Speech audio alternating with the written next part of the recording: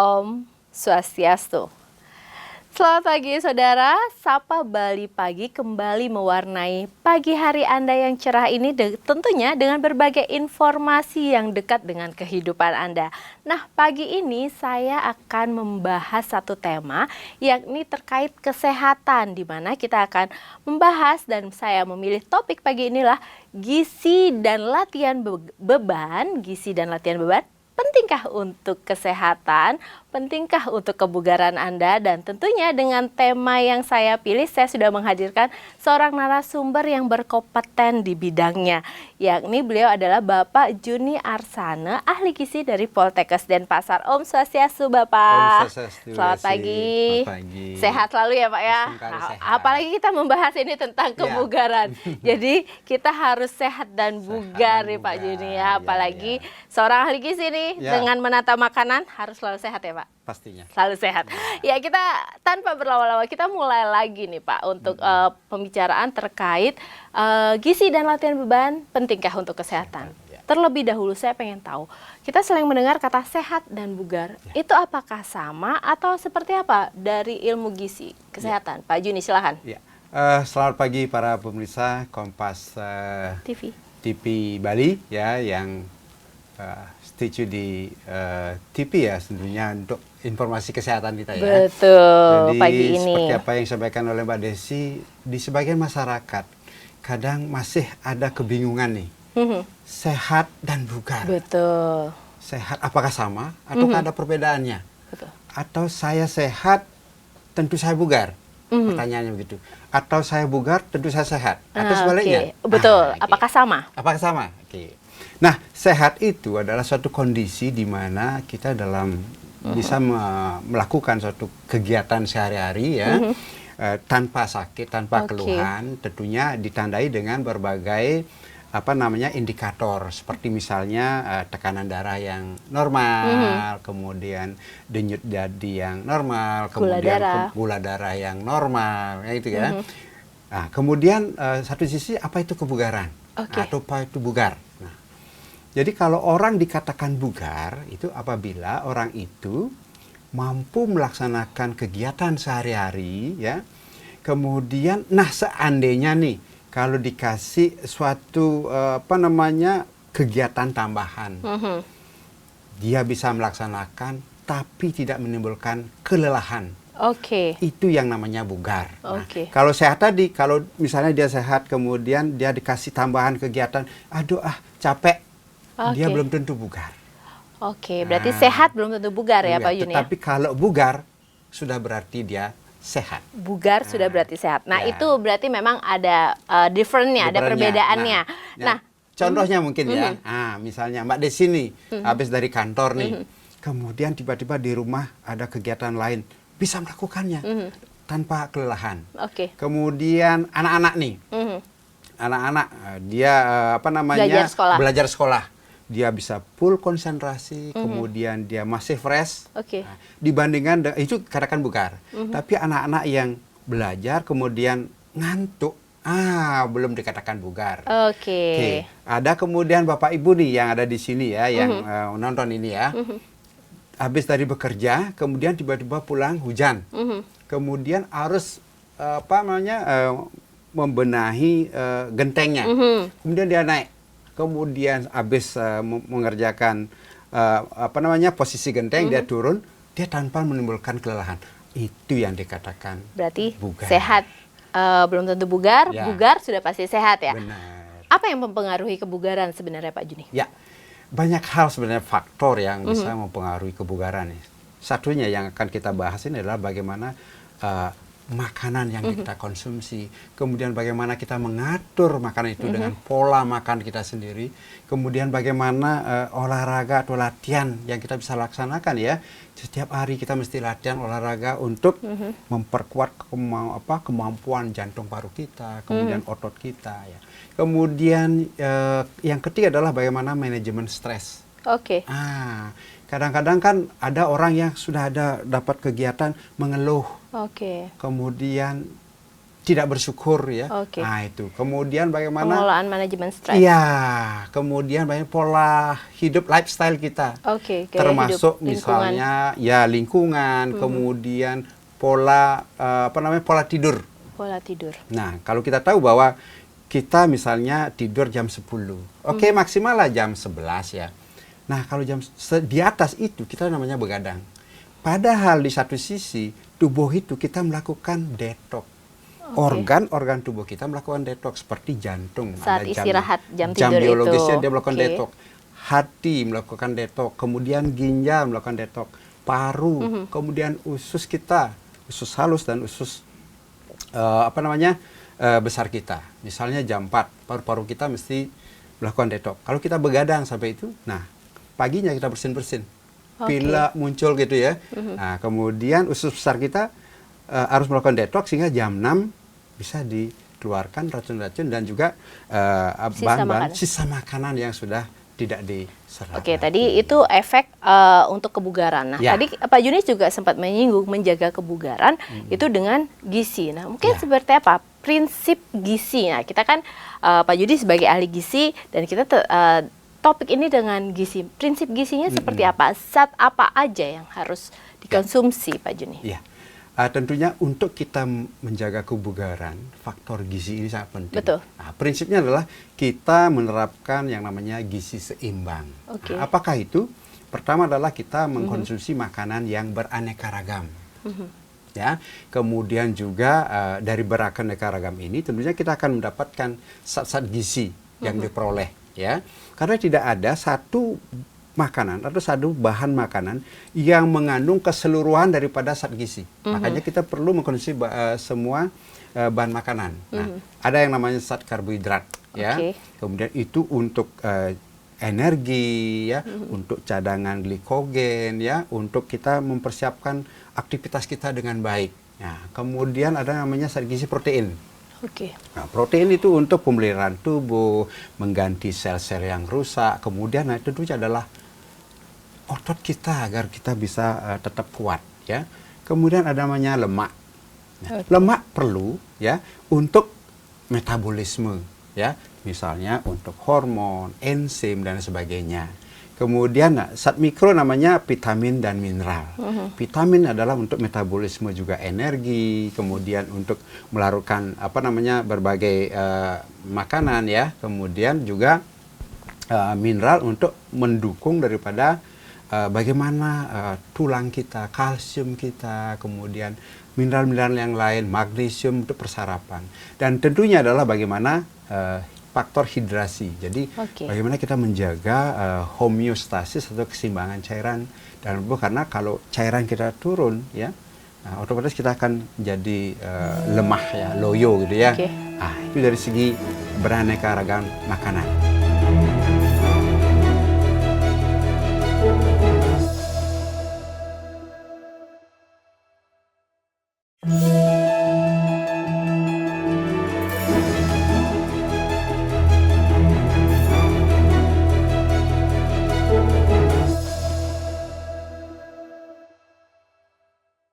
Kemudian bagaimana kita memformulasi semua itu dalam satu konsep yang namanya isi piringku. Termasuk dari zat gizi ya, Pak? Dari zat gizinya. Nah, jadi bagi pemirsa bagaimana sih menyediakan makanan itu yang beraneka ragam dengan konsep zat-zat gizi masuk semua, baik makro dan mikro. Ya. Tentunya kita di piring itu, jadi 1/4 itu sumber karbohidrat. Nah, bisa nasi, bisa ubi, ya, bisa mie, ya, jagung, kentang, gitu ya. Itu penggantinya ya, bukan nasi dan ada kentangnya juga. Kalau tidak nasi, kentang, roti gitu ya, Pak ya. Kemudian 1/4 dari piring itu ada lauk, sumber protein, lauk hewani dan nabati. Nah, setengah dari piring itu adalah sayuran dan buah. Nah, seperti yang dibilang Mbak Desi tadi, kadang-kadang kan orang salah kaprah ya. Betul. Mungkin agak keliru sedikit ya. Misalnya, nasi, kemudian 1/4-nya lagi bergedel jagung. Kemudian mie, gitu ya. Oke, bergedel jagung asal ada telurnya, sumber protein. Masih sedikit. Masih sedikit. Tapi nanti kalau nasi dengan mie, jadi makanan pokoknya karbohidrat, lauknya karbohidrat. Karbohidrat. Nah, nasi Double kalau ada, karbo. ya, jadi nasi, kemudian boleh telur gitu ya, atau ikan itu sumber lauknya, kemudian ayam, kemudian nanti ada berbagai sayuran, setengahnya dan buah itu. Jadi konsep isi piringku. Nah itu sehingga kalau kita bisa konsumsi dengan baik ya, tentunya akan mempengaruhi kebugaran kita. Oke, tadi itu zat gizi yang diperlukan. Memang Ya, kan harus ada karbohidrat, protein, vitamin, Ya, mineral. Itu harus ada dalam satu isi piringku. Bagaimana dengan pola makan? Nah, kan berbeda, Pak. Itu kan tadi zat gizi yang untuk kita konsumsi. Nah, bagaimana dengan pola makan? Apakah sama menjaga pola makan untuk kebugaran dengan untuk kesehatan? Ya. Jadi untuk menjaga kesehatan dan kebugaran kita memang ada suatu atensi ya, yang lebih ya, perhatian gitu ya. Nah, tergantung juga komponen biomotorik apa yang akan kita tingkatkan. Nah, secara umum adalah bagaimana polanya itu kita menganut ada slogan 3J.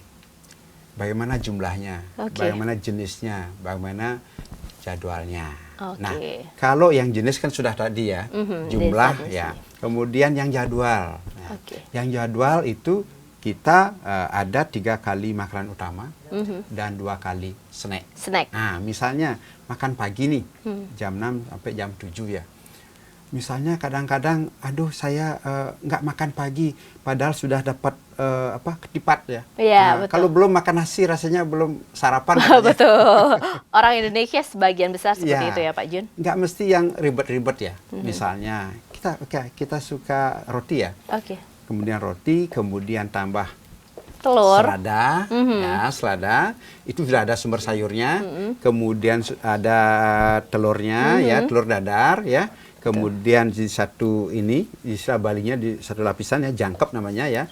Nah itu sudah merupakan satu sarapan pagi ditambah dengan susu. Itu simple. Kadang-kadang aduh nggak bisa mempersiapkan itu ya. Nah, kemudian makanan snacknya, snacknya jam 10. Kacang hijau. Kacang hijau kan sumber protein. Buah juga ya Buah Pak ya. juga boleh ya. Jadi kemudian makanan siang. Nah, siang relatif lebih tinggi sedikit ya, terutama daripada lauknya, sumber proteinnya. Nah, jadi nasi atau sumber karbohidrat ya, kemudian lauk seperempatnya ya, kemudian baru sayuran. Nah, tentunya dengan zat gizi yang lengkap juga. Ya, kemudian sorenya jangan lupa snack lagi. Nah, antara jam 3 atau jam 4 lah. Kemudian malam jam 6 sampai jam 7 kita makan malam ya. Otomatis nanti kalau malamnya lapar gitu misalnya gimana? Nah, kan kadang ada yang banyak masyarakatnya gitu ya. Boleh konsumsi buah. Nah, jangan biasakan kita makan yang padat kalori di malam hari. Ya. Nah, di Indonesia tuh kita juga kan kebiasaan makan orang dan kecenderungan orang itu suka yang gorengan atau yang kalau bahasa kita GGL ya Pak, garam, gula, lemak. Nah itu gorengan, cemilan dengan tepung yang gurih-gurih. Nah itu bagaimana Pak Juni? Ya, makanan yang tinggi GGL ya, gula, garam, lemak. Mempengaruhi tidak terhadap kebugaran? Iya. Kecenderungan kita semakin capek ya, baru gerak sedikit sudah capek. Karena apa? Karena berat tubuh kita, organ-organ kita untuk memetabolisme. Misalnya nih gula, semakin banyak, apalagi gula yang gula murni ya, atau gula yang sederhana, itu dalam menumpuk dalam darah, itu akan dalam konsentrasi gula darah yang tinggi. Nah, kalau tidak diimbangi dengan olahraga, sehingga nanti menumpuk dia, cenderung dah lama-kelamaan gula dalam darahnya tinggi. Begitu dites, lebih dari 200. Diabetes. Kemungkinan akan terjadi kalau yang lama. Kemudian garam. Garam adalah sumber natrium ya. Jadi menyebabkan viskositas darah itu kan meningkat. Nah, jadinya kan jantung itu terpacu untuk berkontraksi karena agak kental ya, memompa lebih tinggi. Begitu diukur tensinya tinggi. Hipertensi tadi. Kemudian lemak ya. Nah, kecenderungan sekarang walaupun sudah ada yang bagus-bagus ya, kadang-kadang itu kita konsumsi gorengan. Nah, digoreng, kemudian dicampur karbohidrat tepung. Nah, kemudian lemaknya atau minyaknya yang banyak, kemudian lama juga dipakai kayak gitu ya. Iya, Nah, betul. itu kecenderungan akan terjadi menimbulkan minyak lemak trans yang Lemak kita trans. konsumsi ya. Itu yang akan menempel di lama-kelamaan, itu akan menempel di dalam pembuluh darah kita. Oke. Itu akan menyebabkan elastisitas pembuluh darah kita kaku ya, kemudian adanya plak. Nah, itu yang menyebabkan kalau kita konsumsi GGL yang tinggi akan menyebabkan penyakit-penyakit degeneratif. Nah, pertanyaannya sekarang bagaimana Pak mengaturnya? Ya betul. Masa nggak boleh sih yang digoreng? Nah, dalam satu sajian makan, misalnya makan siang nih, kalau sudah satu misalnya digoreng, yang lain jangan. Oke. Misalnya Dikukus ada atau sayurnya direbus. ditumis ya, sayurnya ditumis nih. Kemudian lauknya ya daging ayamnya gitu, tanpa kulit ya, direbus atau diungkep gitu ya. Kemudian tempenya dibacem. Nah, ya. Jadi cara masaknya juga Cara penting masak. ya, Jadi, Pak Jun. Ya, perhatikan cuma satu aja yang digoreng.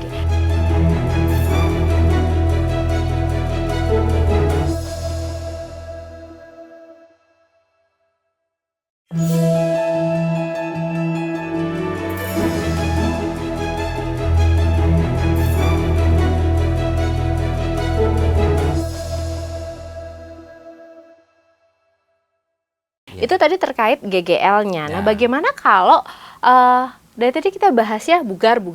Ya. Nah, kita juga topiknya kan ada latihan beban. Ya. Nah, ini latihan beban tentu mempengaruhi kebugaran. Nah, sebenarnya apa itu Pak Jun latihan beban? Ya, baik Mbak Desi dan pemirsa semua ya, di masyarakat ada sebagian yang memang belum terpapar dengan latihan beban. Betul. Ada sebagian lagi yang sudah terpapar. Kadang-kadang ada mitos nih, wah latihan beban nih, membuat badan kekar.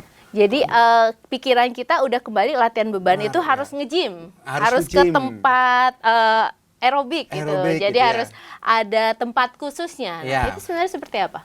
Padahal sangat simpel sebenarnya latihan beban itu, karena kan bisa dilakukan di mana saja. Oke. Nah, jadi kalau sebelum ke latihan beban, apa sih memang pemirsa, seperti apa sih latihan beban itu? Oke.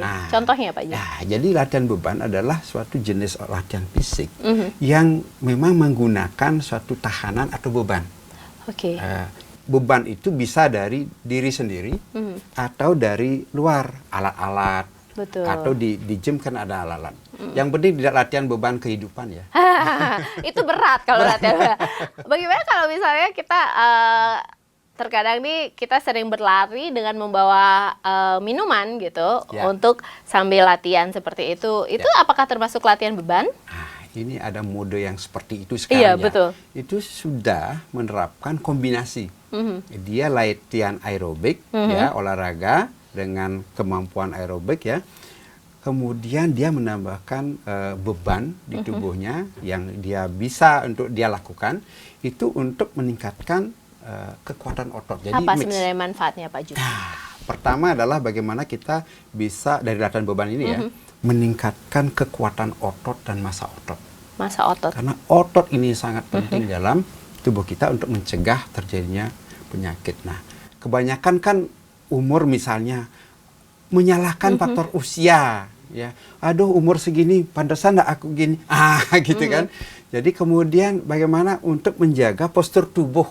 Postur tubuh. Agar nanti setelah kita menjadi lansia tidak cedera bungkuk gitu ya. Ya. Kemudian bagaimana juga laju metabolisme yang bagus. Oke. Kemudian bagaimana penyerapan glukosa yang bagus. Kalau kita tahu bahwa latihan beban itu otot yang menjadi titik beratnya itu adalah merupakan spon glukosa. Oke. Nah, jadi misalnya kita konsumsi karbohidrat, apalagi yang berlebih ya. Kemudian itu masuk ke dalam tubuh, kemudian diserap, kemudian masuk ke dalam peredaran darah. Itu kalau kita lakukan latihan beban, itu akan diserap ke otot. Oke. Ya, sehingga nanti di tubuh itu tidak akan memerlukan yang namanya insulin yang lebih tinggi. Oke. Dan juga dibantu air putih. Pak Jun silakan. Ya, Ya. Oke, kita minum ya. Ya, berarti faktor memang hidrasi nih ya. faktor hidrasi. Untuk Berarti menjaga memang keseimbangan cairan tubuh. betul. Itu yang perlu saya selipkan. Nah, ini Ya. berarti tadi ada dibilang manfaatnya dari kebugaran itu. Untuk mencapai manfaat itu, seperti apa prinsip yang dilakukan? Apakah memang harus menggunakan beban yang sekian kilo atau seperti apa, Pak Juni? Oke. Ada namanya prinsip dalam latihan beban itu adalah dari intensitas latihan.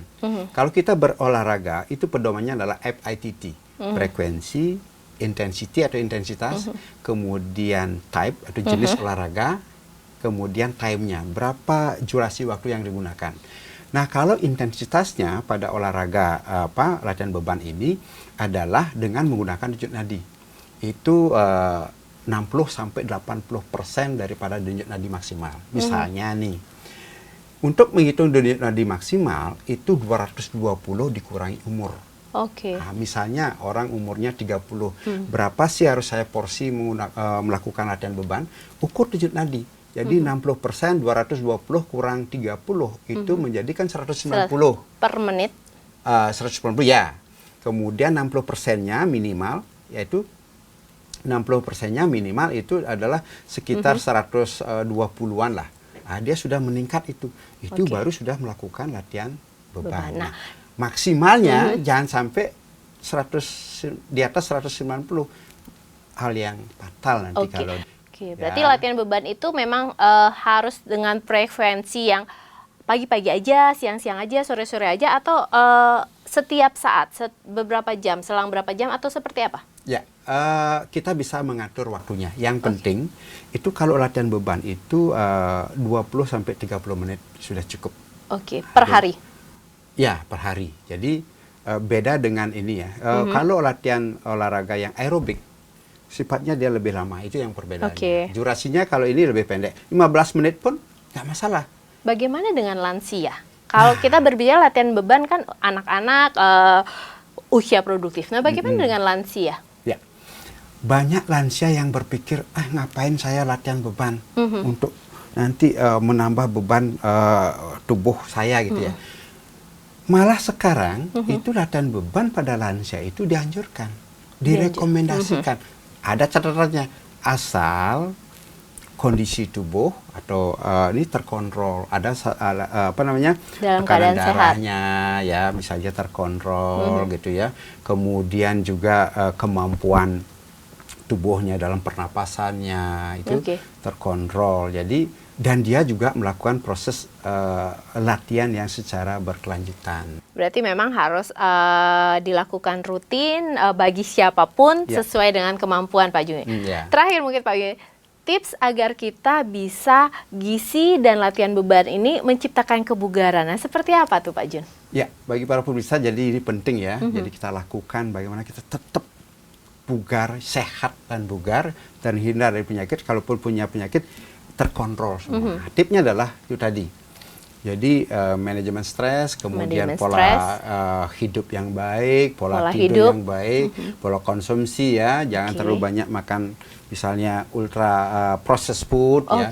Kemudian makan makanan yang bergizi dengan prinsip gizi seimbang, beragam ya. Kemudian pakai pedoman isi piringku. Isi piringku. Kemudian, nah kalau yang sudah biasa melakukan latihan beban, disilakan. Tapi kalau enggak, bisa di-mix. Misalnya, frekuensi kita melakukan olahraga itu 3-5 kali dalam 1 minggu. Kemudian lakukan latihan beban 2-3 kali. Itu di-mix. Jadi 2-3 hari itu latihan beban, kemudian mix dengan latihan aerobik ya. Misalnya, ini berbagai jurnal sudah menyampaikan ya. Ada lansia yang memang tetap sehat dan bugar. Dia jalan dulu. Jalan ya selama 20-40 menit. Setelah itu sampai di rumah dia lakukan latihan beban. Misalnya yang dia bisa mendorong wall push up. Mendorong tubuhnya begini. Gitu. Dan jangan lupa gaya hidup juga Pak Jun ya. Berarti dapat kita katakan di sini olahraga, latihan beban dan pemenuhan gizi dengan makanan beragam itu sangat menentukan kesehatan kita Pak Jun untuk pagi ini. Oke, terima kasih Pak Jun untuk Ya, informasinya pagi ini yang tentunya semoga saya pemirsa di rumah itu bisa menerapkan seperti apa latihan beban, olahraga, dan pemenuhan gizi untuk kesehatan. Terima kasih Bapak Juniarsana, ahli gizi Poltekkes Denpasar. Ya saudara, demikian tadi perbincangan kami di Sapa Bali Pagi. Tetap saksikan program Sapa Bali Pagi yang ada di Kompas TV Bali dan tetap saksikan acara menarik lainnya dari redaksi. Saya pamit undur diri, Desi Indah Lestari, dan jangan lupa tetap jaga kesehatan. Akhir kata, Om Santi Santi Santi Om.